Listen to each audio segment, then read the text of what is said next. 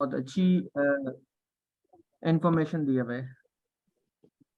मैं थोड़ा वेट कर रहा हूँ कि जो पार्टिसिपेंट्स हमारे अभी जिन्होंने हमें ज्वाइन नहीं किया वो भी हमें ज्वाइन कर लें विद इन 2 to 3 मिनट्स, फिर जो है वो मैं अपनी बात को कंटिन्यू करता हूँ। Thank you Umar. अस्सलाम वालेकुम सर, एक्सक्यूज मी जी सर, आपकी वालेकुम वॉइस अस्सलाम। क्लियर नहीं आ रही। जी आपकी वॉइस क्लियर नहीं है। मेरी वॉइस क्लियर नहीं है? ठीक है, अब आई है, अब सही। अब ठीक है। किसी और को जी कोई बिल्कुल। अगर मसला आ रहा है वॉइस में तो मुझे अभी बता दें।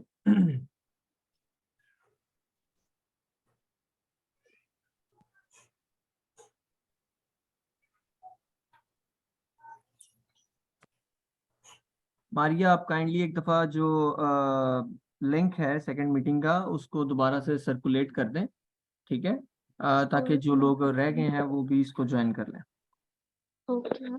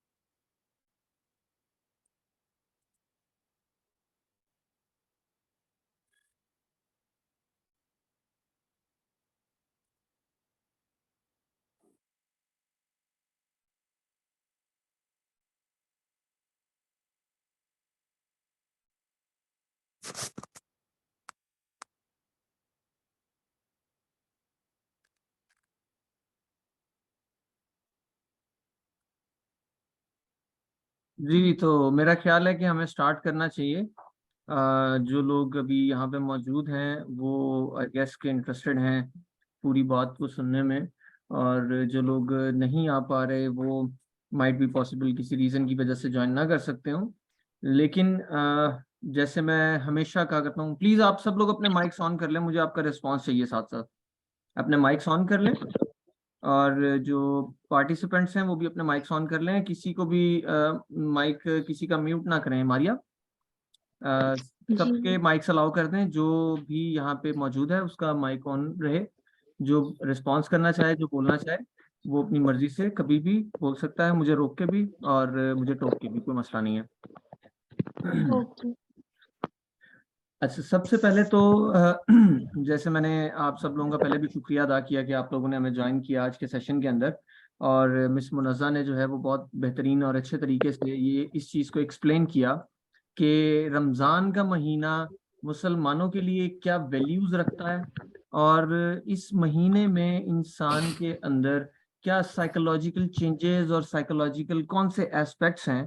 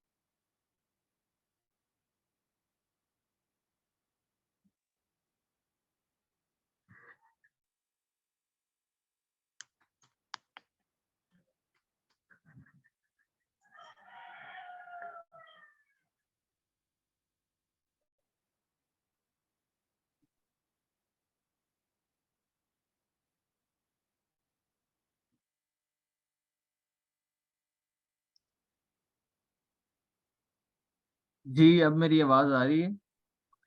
ठीक है। मेरे ख्याल से गलती से जो है वो जारा ने सबको म्यूट कर दिया था। जारा काइंडली सबको अनम्यूट कर दें, और ताकि हम लोग यहाँ पे एक टू वे कम्युनिकेशन कर सकें। और अच्छा, तो हम बात ये कर रहे थे कि आज का जो हमारा टॉपिक था, बेसिकली उसका पर्पस इस चीज को समझना था, क्योंकि यहाँ पे मेजोरिटी बैठे हुए लोग जो हैं वो साइकोलॉजी की फील्ड से ताल्लुक रखते हैं। तो उस चीज आज के टॉपिक का मकसद इस चीज को समझना था कि जो हमारा रिलीजन है वो साइकोलॉजी में कहाँ पे हमारे साथ लिंक्ड इन कर रहा है और कहाँ पे ये चीजें इंटरसेक्ट करती हैं। ठीक है। तो हमने मिस मुनज़्ज़ा ने अपनी प्रेजेंटेशन के अंदर जिस तरह बताया कि रमज़ान की डेफिनेशन, रमज़ान एक जो है वो स्पिरिचुअल मंथ है, एक रिलीजियस मंथ है, और इसकी अहमियत से तो हर मुसलमान और हर इंसान वाकिफ है। इवन के मुसलमानों के अलावा भी जो गैर मुस्लिम हैं, वो भी इसकी अहमियत से बहुत अच्छे से वाकिफ हैं, क्योंकि वो इस मंथ में मुसलमानों को पूरी दुनिया के अंदर एक यूनिफॉर्मिटी के साथ एक प्रैक्टिस करते हुए देखते हैं, जिसको हम रोजा रखना कहते हैं। ठीक है। इबादात होती हैं, रोजे होते हैं, हम सुबह सहरी करते हैं, रात शाम को अफ्तार तक जो है वो हम परहेज करते हैं, खाने से, पीने से, बुराई से, गाली गलौज से, अपने नफ्स को कंट्रोल करते हैं, अपनी बुरी आदत को कंट्रोल करते हैं। तो ये प्रैक्टिस जो है ये सिर्फ मुसलमानों में फेमस नहीं है, ये प्रैक्टिस पूरी दुनिया में देखी जाती है, क्योंकि पूरी दुनिया के मुसलमान एक ही टाइम पे, एक ही मंथ के अंदर और एक ही यूनिफॉर्मिटी के साथ जो है वो इस प्रैक्टिस को कर रहे होते हैं, परफॉर्म कर रहे होते हैं। तो ये इतना ज्यादा इम्पैक्टफुल होता है, सिर्फ मुसलमानों के लिए नहीं, गैर मुस्लिम्स के लिए भी, कि वो लोग भी इसको इससे अट्रैक्ट होते हैं और इसको काफी ज्यादा ऑब्जर्व करते हैं, इस पे स्टडीज करते हैं। इंटरनेशनल जो यूनिवर्सिटीज हैं वहाँ पे रोजों के ऊपर और रमजान के ऊपर और इस्लामिक स्टडीज के ऊपर और इनके साइकोलॉजिकल कनेक्शन का जो एक सिनेरियो है, उसके ऊपर प्रॉपर रिसर्चेस कंडक्ट की जाती हैं। स्टूडेंट्स को सिखाया, बताया और समझाया जाता है कि किस तरह से एक अमीर से अमीर इंसान और गरीब से गरीब इंसान रमजान के महीने में सेम एक प्रैक्टिस परफॉर्म कर रहा होता है। कि एक अमीर इंसान भी जो है वो सुबह से लेके शाम तक बगैर खाने पीने के होता है, और एक गरीब इंसान भी सुबह से लेके शाम तक बगैर खाने पीने के होता है। अब इसका अजर जो है वो तो अल्लाह ताला ने देना है, और ये चीज़ हमें कुरान पाक में रेफरेंस मिलता है और हदीस में रेफरेंस मिलता है, और हमारी गाइडेंस जितनी भी बुक्स हैं उनके अंदर हमें ये रेफरेंस मिलता है कि अल्लाह ताला ने इस इबादत का अजर जो है वो इंसान को देना है, किसी और शख्स ने नहीं देना। लेकिन इसका साइकोलॉजिकल इम्पैक्ट भी होता है। इस प्रैक्टिस का जो साइकोलॉजिकल इम्पैक्ट है वो हमें इस तरह से नजर आता है कि एक वो इंसान, एक आम लफ्जों में मैं अगर आपको बताऊं तो एक वो इंसान कि जिसको हम कभी पूरा साल बेसब्रा कहते हैं, या हम उसको कहते हैं कि जिसके अंदर सब्र बिल्कुल नहीं है, या ये किसी की नहीं सुनता, माँ बाप की नहीं सुनता, या मौलवी साहब की नहीं सुनता, या टीचर की नहीं सुनता, किसी की भी नहीं सुनता, वो शख्स भी जो है रमजान के महीने में पेशेंस को प्रैक्टिस करता है। वो शख्स भी रमजान के महीने में, और उसकी रीजन ये है कि वो अपनी मर्जी से करे ना करे, जो एक प्रोसीजर हमें हमारे रिलीजन ने दिया है कि आपने सुबह से लेके शाम तक कुछ खाना नहीं है, कुछ पीना नहीं है, अपनी बेसिक नीड्स को सेक्रीफाइस करना है। वो बेसिक नीड्स को सेक्रीफाइस करना जो है वो हमारे अंदर पेशेंस को डेवलप करता है, सेल्फ कंट्रोल को डेवलप करता है। और जब ये दो चीजें इंसान के अंदर डेवलप होती हैं, पेशेंस डेवलप होता है, सेल्फ कंट्रोल डेवलप होता है, तो फिर इंसान फोकस्ड होता है। जब इंसान फोकस्ड हो जाता है तो वो अपनी सेल्फ एक्चुअलाइजेशन और सेल्फ रियलाइजेशन की तरफ जाता है। ये सारी वो टर्म्स हैं, ये सारी वो चीजें हैं जो साइकोलॉजी की फील्ड आज हमें सिखा रही है कि एक इंसान को self actualization, self realization, patience और दूसरे का एहसास करना, एम्पथी, सिंपथी, ये कितनी ज्यादा जरूरी है। लेकिन ये चीजें हमारा दीन, हमारा मजहब रमजान के महीने में हमें एक ऐसा प्रैक्टिकल जो है वो फॉर्म दे चुका है कि जिसके ऊपर इम्प्लीमेंट करते हुए हम लोग इन चीजों को ऑटोमेटिकली परफॉर्म कर रहे होते हैं। ये चीजें हमारी ऑटो पे लगी होती हैं, क्यों हम लोग कहते हैं कि भाई रमजान का महीना आता है तो फिजा बदल जाती है, जो चीजें हैं वो खुशगवार लगने लग जाती हैं, इंसान में बर्दाश्त आ जाती है। क्यों? क्योंकि हमारा एक साइकोलॉजिकल मेकअप इस तरह का बना हुआ होता है कि हमने सब्र करना है, हमने तहम्मुल से दूसरे की बात सुननी है। हम, अगर यहाँ पे मोस्टली जो है वो फीमेल्स बैठी हुई हैं, मैं आपसे पूछता हूँ कि आप लोग रमजान के महीने में, आप लोग प्लीज सारे अपना माइक ऑन करें, और जब मैं क्वेश्चन पूछ रहा हूँ तो आप लोग मुझे इसका आंसर जरूर करें। जब जब आप लोग रमजान के महीने में आखिरी अशरे में गालिबन, और मोस्टली आखिरी अशरे में आप ईद की तैयारियां करना शुरू करते हैं और मार्केट्स में जाना शुरू करते हैं, तो आप मुझे बताएं कि कितने परसेंट ऐसे लोग हैं कि जो आम रूटीन में अगर किसी दुकान वाले से 15 मिनट या 20 मिनट बहस किया करते थे किसी चीज के लिए, वो रमजान के महीने में मैक्सिमम 5 मिनट बहस करते हैं और अपना जो है वो डील करके अपनी चीजें लेके फौरन से पहले घर आ जाते हैं। कितने लोग ऐसे हैं?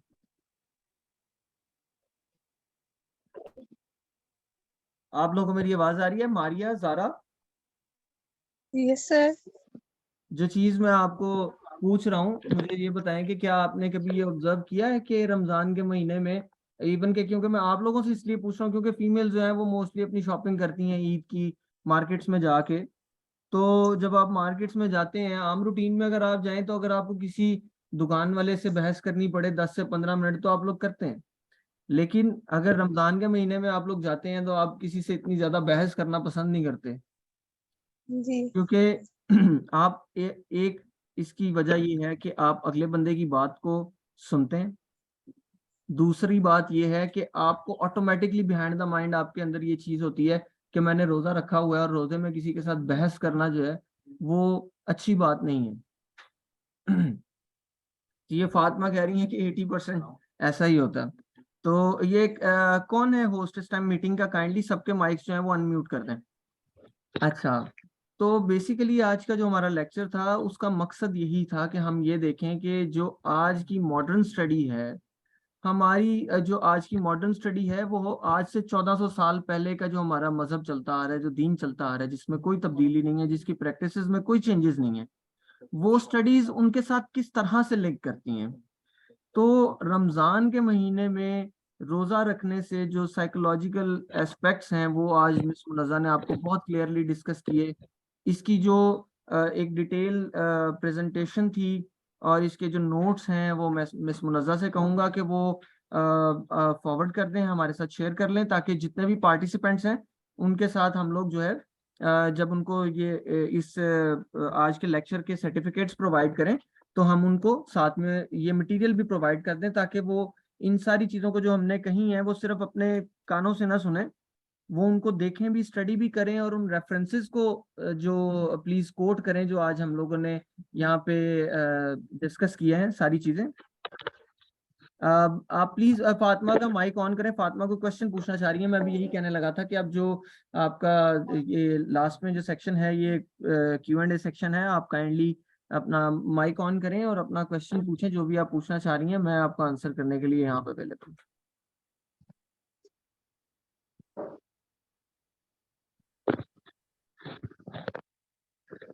ये फातिमा का माइक ऑन कर दें प्लीज काइंडली। फातिमा आप अपना माइक ऑन करें और अपना क्वेश्चन पूछें। अस्सलाम वालेकुम। वालेकुम अस्सलाम। मेरा क्वेश्चन ये है कि जो एंजाइटी के पेशेंट्स होते हैं वो जो है रमज़ान के अलावा भी फास्टिंग करके इसको जो है वो डिक्रीज कर सकते हैं अपनी एंजाइटी को, फास्टिंग की बहुत प्रैक्टिस। बहुत अच्छा क्वेश्चन है आपका। अगर आप फास्टिंग की बायोलॉजिकल एस्पेक्ट्स देखो तो रिसर्चेज ये बताती हैं कि एक 24 घंटे के अंदर एक मखसूस टाइम के लिए इंसान का भूखा रहना जो है वो उसके अंदर के टॉक्सिन्स को खत्म करता है, उसके बॉडी के टॉक्सिन्स को खत्म करता है, इवन के जो कैंसर के उसके अंदर टॉक्सिन्स जमा हो रहे होते हैं बॉडी के अंदर, क्योंकि आपको पता है हमारी बॉडी जो है वो एक मैकेनिकल सिस्टम के ऊपर चलती है। ठीक है, जो हमारा बायोलॉजिकल स्ट्रक्चर है वो एक सिस्टमेटिक तरीके से चलता है।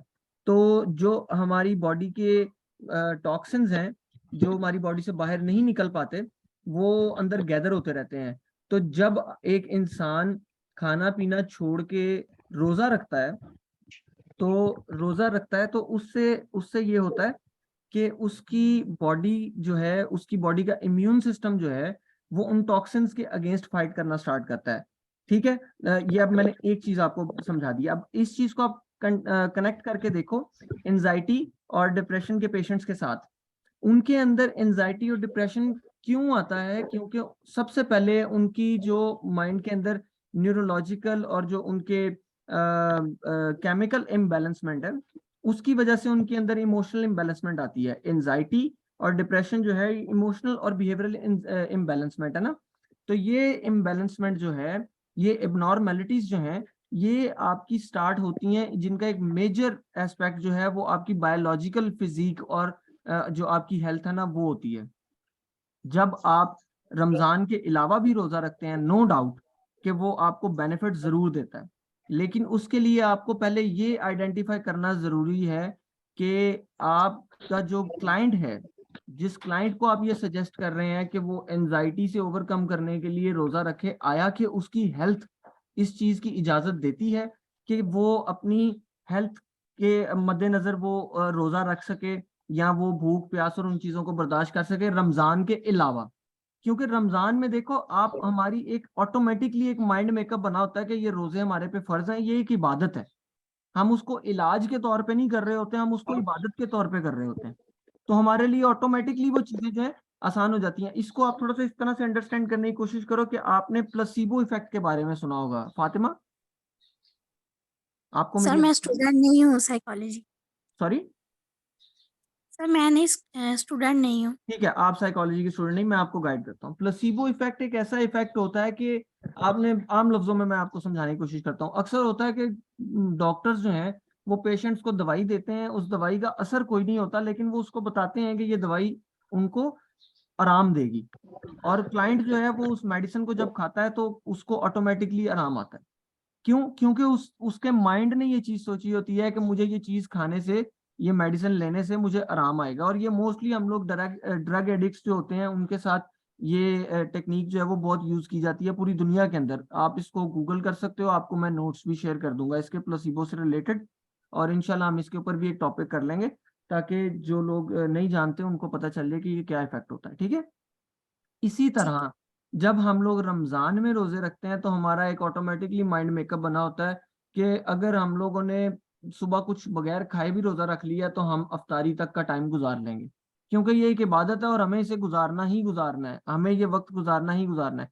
आप देखें कि रमजान में अगर कोई इंसान जिसको बहुत ज्यादा गालियां देने की आदत है, या बहुत ज्यादा बदतमीजी करने की आदत है, या लाउड बोलने की आदत है, वो इंसान भी रमजान में अपने उस बिहेवियर को मॉडिफाई कर लेता है ऑटोमेटिकली, क्योंकि उसके माइंड में ये चीज होती है कि एक रिलीजियस पर्सपेक्टिव की तरफ से माइंड में ये चीज बैठी हुई होती है कि ये एक इबादत है और मुझे इसको इस पैरामीटर, इस डायमीटर के ऊपर रख के मुझे इसको फुलफिल करना है।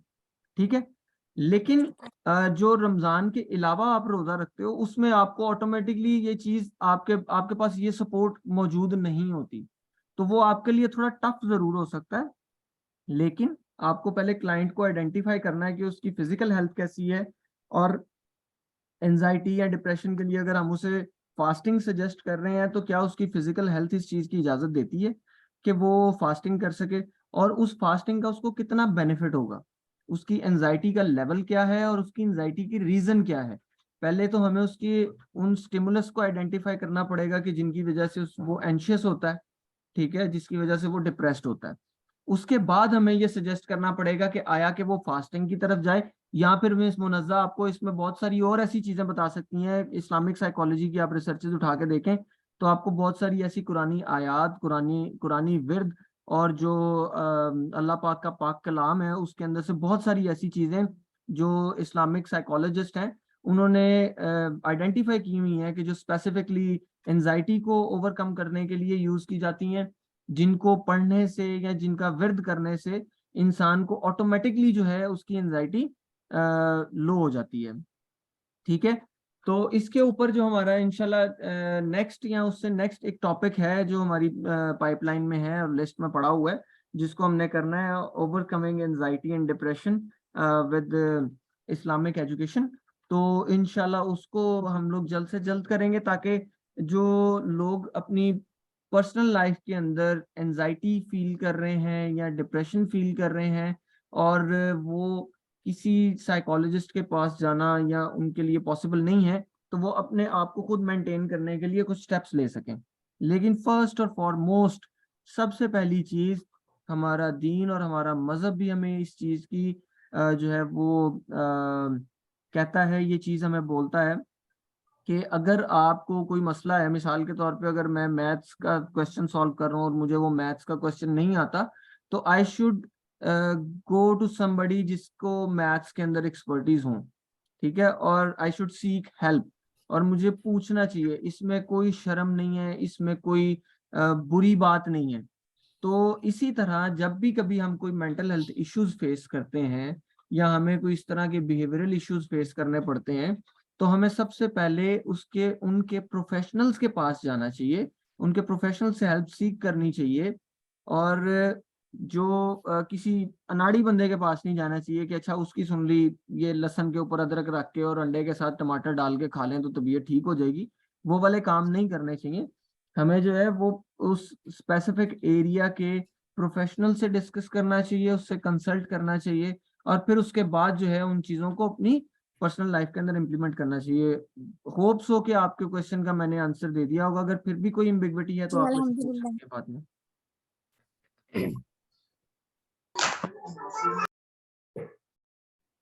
जी फातिमा, कोई आपकी कोई क्वेश्चन है आपके माइंड में, मजीद आप कुछ पूछना चाह रही हैं, फील फ्री टू आस्क, कोई मसला नहीं।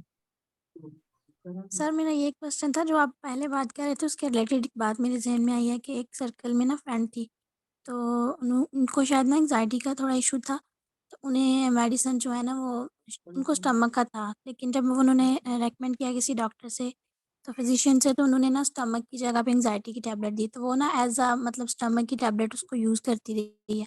तो एक दिन वैसे मैंने कहा कि ये 3 टैबलेट्स हैं, तो कहते हैं मुझे स्टमक का मसला था तो मुझे डॉक्टर ने दी है, तो अब मेरा स्टमक बिल्कुल ठीक हो गया है। हालाँकि उससे वाक़ई स्टमक का मसला था, लेकिन जब मैंने वो टैबलेट चेक की हैं तो वो जो है वो एंग्जायटी और डिप्रेशन की थी। तो इसके पीछे क्या साइकोलॉजी थी उस मतलब बिल्कुल ऐसे ही है। स्टमक बच्चे, पीछे? इसमें बहुत सारी चीजें हो सकती हैं कि अब उसकी क्लाइंट की कंडीशन क्या थी, उसको प्रॉब्लम था क्या।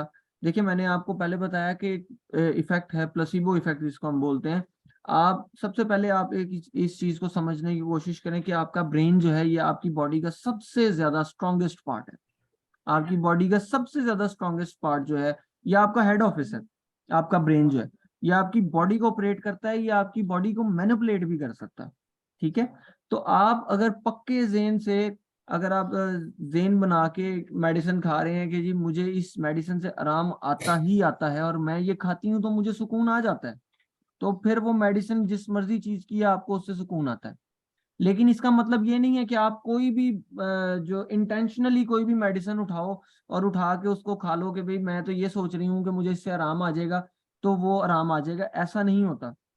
इस ये आपके माइंड की ऑटोमेटिक एक वो जिसको कहते हैं कि एक डिस्टॉर्शन होती है, ठीक है, एक ऑटोमेटिक एक जो है ना वो उसकी सेल्फ अंडरस्टैंडिंग होती है, ठीक है, कि जो वो बॉडी को मैनिपुलेट करता है। लेकिन आप इंटेंशनली कभी भी, जिस तरह मिसाल के तौर पे मैं पैनाडोल खा रहा हूँ और मैं सोच रहा हूँ कि भाई मुझे जो इससे मेरी बैकबोन में पेन है, या जो मुझे, मैं बुखार की मेडिसिन खा रहा हूँ और मुझे कह रहा है कि मेरा जुकाम ठीक हो जाएगा, क्योंकि मैं सोच के ये खा रहा हूँ कि मेरा जुकाम बुखार की मेडिसिन से ठीक हो जाएगा, नहीं। क्योंकि आपको पता है, आपके पास नॉलेज है कि वो मेडिसिन बुखार की है और वो बुखार को ट्रीट करती है, सिर्फ आप अपना एक टेंटेटिव सा माइंड बना रहे हो कि इससे मेरा जुकाम भी ठीक हो जाएगा, तो उससे आपका जुकाम ठीक नहीं होगा। हाँ, अगर आपको कोई प्रोफेशनल कह रहा है कि ये बुखार की मेडिसिन है, लेकिन वो आपको कह रहा है कि ये जुकाम की मेडिसिन है, ये आप ले जाएं और जाके खाएं, आपको आराम आ जाएगा, और आपको उसके बारे में कोई नॉलेज नहीं है कि वो मेडिसिन बुखार की है या जुकाम की है या किस चीज की है, आपके पास यही इंफॉर्मेशन है, आपके ब्रेन के पास यही इंफॉर्मेशन है कि ये मेडिसिन जो है ये जुकाम की ही है, तो फिर आपको उसका इफेक्ट होगा। प्लेसिबो इफेक्ट इस तरह से वर्क करता है। अगर आपके पास एग्जिस्टिंग इंफॉर्मेशन है उस मेडिसिन के बारे में या उस चीज के बारे में, तो आप कभी भी अपने माइंड को मैनिपुलेट नहीं कर सकते या अपनी बॉडी को मैनिपुलेट नहीं कर सकते। अगर आपके ब्रेन के पास एक 0 मीटर न्यू इंफॉर्मेशन है, एक न्यू प्रोडक्ट से रिलेटेड, और उसको आप जो मर्जी उसके साथ एफिलिएट कर रहे हो इंफॉर्मेशन, तो आपका ब्रेन उसी इंफॉर्मेशन पे फीड करेगा जो आपने उसको दी है। अब आपकी जो बात थी उसी के ऊपर मैं आपको बता रहा हूँ कि आपने कहा कि मेरी फ्रेंड है, उसको एंजाइटी की मेडिसिन दी और वो स्टमक का उसको इशू था और वो उसकी तबीयत ठीक हो गई, ठीक है ना, क्योंकि आपकी जो फ्रेंड है उसके पास उस मेडिसिन से रिलेटेड, उसके ब्रेन के पास उस मेडिसिन से रिलेटेड जो इंफॉर्मेशन थी वो यही थी कि ये मेडिसिन आपके स्टमक को ट्रीट करती है।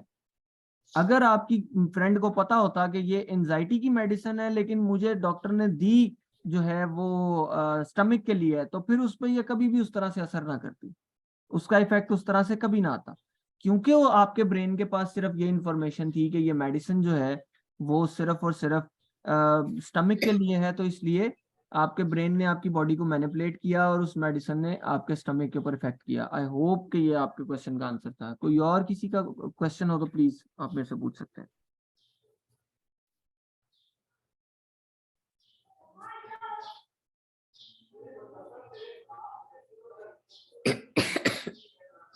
जी, आई गेस के मेरा ख्याल है कि फर्स्ट सेशन में काफी लोग थे, ऑलमोस्ट 20-25 लोग थे जो हमें सुन रहे थे और जिन्होंने सेशन एंजॉय भी किया। और लेकिन second Excuse me, round sir. में जो है वो कुछ लोग शायद थक गए और वो नहीं आ सके। Excuse me, sir. जी जी please Saba. Sir, overall session is very good, such amazing. But sir, मेरा एक क्वेश्चन है।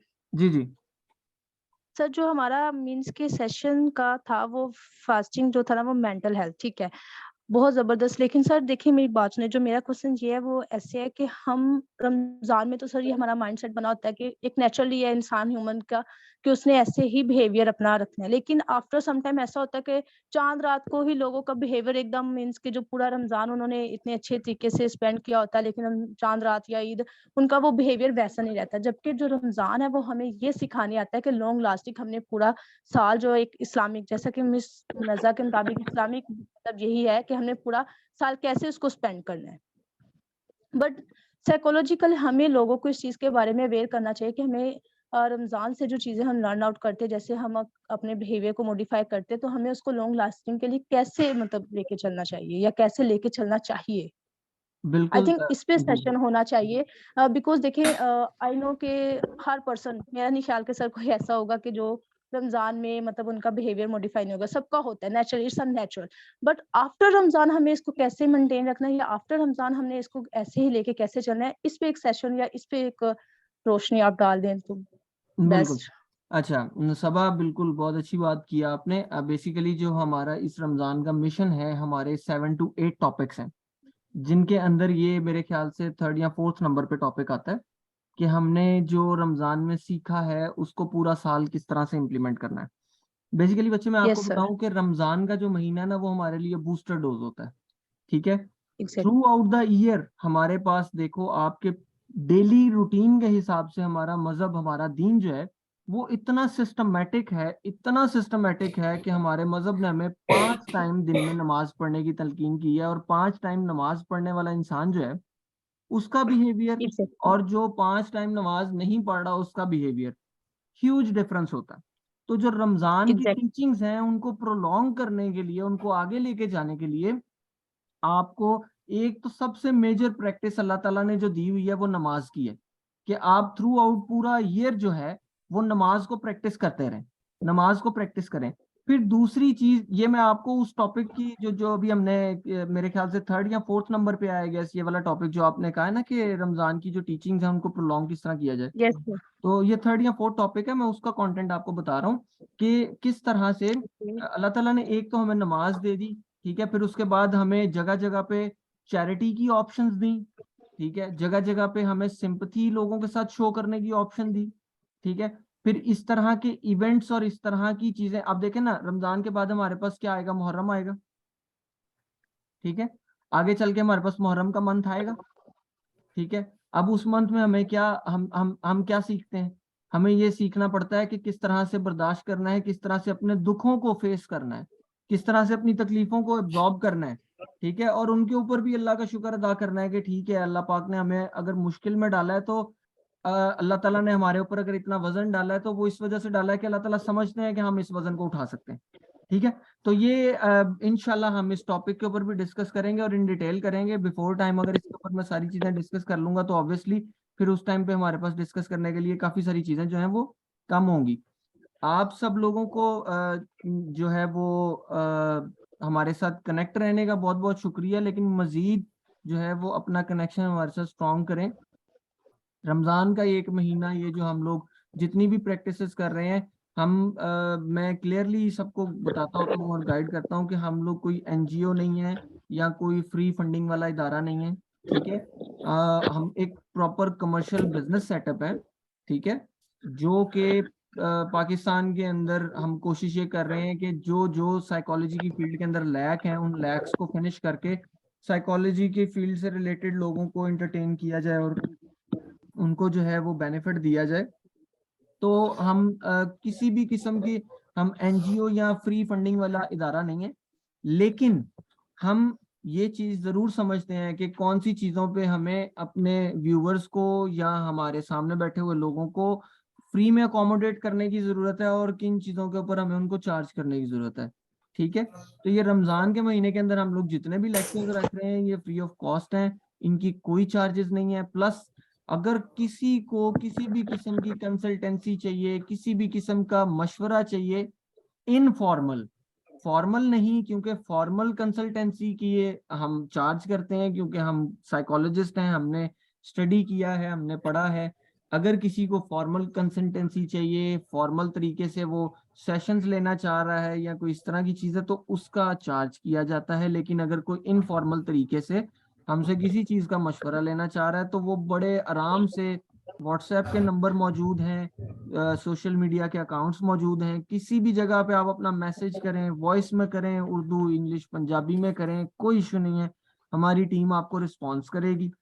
ठीक है, और अगर कोई ऐसा इंसान भी है कि जो हमारी सर्विसेज अवेल करना चाहता है लेकिन अफोर्ड नहीं कर सकता, तो वो भी बिला झिझक बगैर किसी शर्मिंदगी के हमारे से कांटेक्ट कर सकता है और बता सकता है कि भाई मेरी ये चीजें, हम उसके लिए एक अच्छी डील निकाल सकते हैं कि वो उसके लिए अफोर्डेबल भी हो और वो उसको लेके भी चल सके। अब मेरा ख्याल है कि हमारी मीटिंग का टाइम जो है वो फिनिश हो रहा है, तो मैं सबसे सबसे पहले जो है वो जो मिस मुनज़्ज़ा है उनको शुक्रिया अदा करूंगा। उनका बहुत बहुत शुक्रिया कि उन्होंने अपना नॉलेज हमारे साथ शेयर किया और हमें टाइम दिया। इंशाल्लाह आगे भी जो है वो, क्योंकि इस्लामिक साइकोलॉजी से रिलेटेड रमज़ान के महीने में हम लोग डिस्कस करते रहेंगे, तो मिस मुनज़्ज़ा को हम गाहे बगाहे जो है वो लेक्चर्स में सुनते रहेंगे, क्योंकि इस्लामिक साइकोलॉजी से इनका काफ़ी लगाव है और इनका काफ़ी एक्सपीरियंस है उसके अंदर। मजीद हम इसमें कुछ प्रोफेशनल्स को ऐड जज़ाकल्लाह करेंगे। उमर। उसके अलावा मारिया है यहाँ पे, मारिया का मैं बहुत बहुत शुक्रिया अदा करना चाहूँगा। मारिया मेरी जो है वो एक बहुत अच्छी स्टूडेंट है, मेरे बहुत अच्छी स्टूडेंट्स में से एक हैं, मतलब कि टॉप स्टूडेंट्स में से। तो और हमारी साइक स्टेशन की स्टूडेंट एम्बेसडर भी हैं। ठीक है, और इसके अलावा भी इनके पास बहुत सारी पोजीशंस हैं जो इनके यूनिवर्सिटी के इदारे में जहाँ पे ये पढ़ रही हैं वहाँ पे भी ये बहुत एक्टिवली परफॉर्म कर रही हैं अपनी चीज़ों को लेके। उसके अलावा जारा हैं, रोशाने हैं, जिन्होंने जो है वो हमें साथ दिया और कोशिश की कि हम साथ चले। ये हमारी टीम लीडर्स हैं। जारा है, ये भी हमारी साइक स्टेशन की टीम लीडर है। रोशाने हैं, ये भी हमारी टीम लीडर है। तो ये सब बच्चे जो हैं ये अभी साइकोलॉजी के स्टूडेंट हैं और ये अपनी पूरी पूरी एफर्ट्स डालते हैं इन चीज़ों के अंदर और पूरी पूरी एफर्ट करते हैं कि हम जो है ना वो इस चीज़ को किस तरह से इंटरटेन कर सकते हैं और किस तरह से हम अपनी फील्ड को सर्व कर सकते हैं। हमारा बेसिकली साइक स्टेशन का बेसिकली कोर पर्पस जो है वो इस स्टिग्मा को ख़त्म करना है कि जो लोग कहते हैं कि जी पाकिस्तान के अंदर साइकोलॉजी का स्कोप नहीं है। इस चीज को, इस डायलॉग को और इस स्टिग्मा को खत्म करना जो हमारा कोर पर्पस है वो ये है कि हम लोगों ने स्टिग्मा को खत्म करना है कि साइकोलॉजी का पाकिस्तान में स्कोप नहीं है। अगर स्कोप नहीं है तो हम लोग जनरेट करेंगे और इंशाल्लाह करके दिखाएंगे। Thank you very much. इसी बात के साथ जो है वो मैं अपना सेशन एंड करता हूँ। लेस देन 1 मिनट रह गए। इंशाल्लाह फिर आप लोगों से मुलाकात होगी। अल्लाह हाफिज। Thank you so much everyone for joining. Allah Hafiz.